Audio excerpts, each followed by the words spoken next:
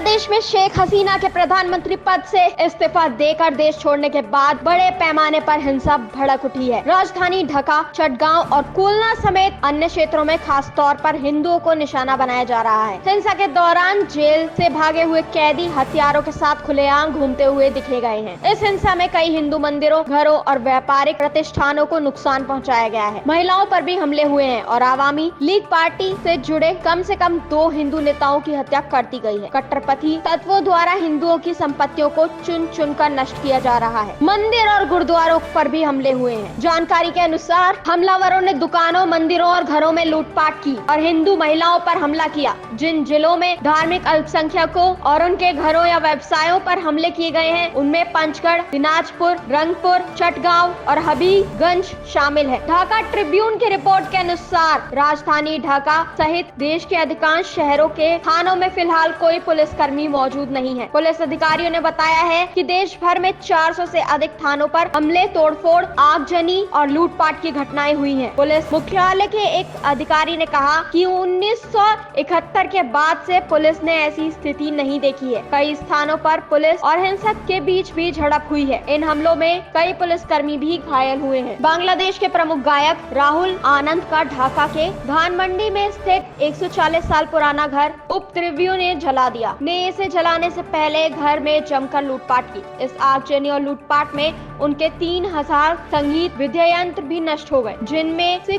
कई उन्होंने खुद बनाए थे। भीड़ के घर में घुसने से पहले राहुल अपनी पत्नी और बेटे के साथ सुरक्षित स्थान पर चले गए, जिससे उनकी और उनके परिवार की जान बच गई। बांग्लादेश में हिंदुओं की स्थिति पर विश्व हिंदू परिषद ने चिंता व्यक्त की है। परिषद के अंतर्राष्ट्रीय अध्यक्ष आलोक कुमार ने कहा है कि वहां अल्पसंख्यकों को निशाना बनाया जा रहा है। उन्होंने बताया कि एक दिन पहले उग्र भीड़ ने पंचगढ़ जिले में 22, शीनेदह में 20 घरों और जैसौर में 22 दुकानों को निशाना बनाया। उन्होंने भारत सरकार से हिंदुओं की सुरक्षा के लिए भी अपील की है। बांग्लादेश में हिंदू और अन्य अल्पसंख्यकों के मंदिर, घरों और व्यावसायिक प्रतिष्ठानों पर हो रहे इस हमले को लेकर केंद्र सरकार ने भी चिंता जाहिर की है। सरकार ने कहा है कि वे वहां की वर्तमान परिस्थितियों पर पैनी नजर रखे हुए हैं। बांग्लादेश सीमा पर तैनात सुरक्षा बलों को सतर्क रहने के निर्देश दिए गए हैं। विदेश मंत्री एस जयशंकर ने बताया कि पड़ोसी देश की स्थिति गंभीर है और भारत सरकार वहां की सरकार के साथ संपर्क बनाए हुए है।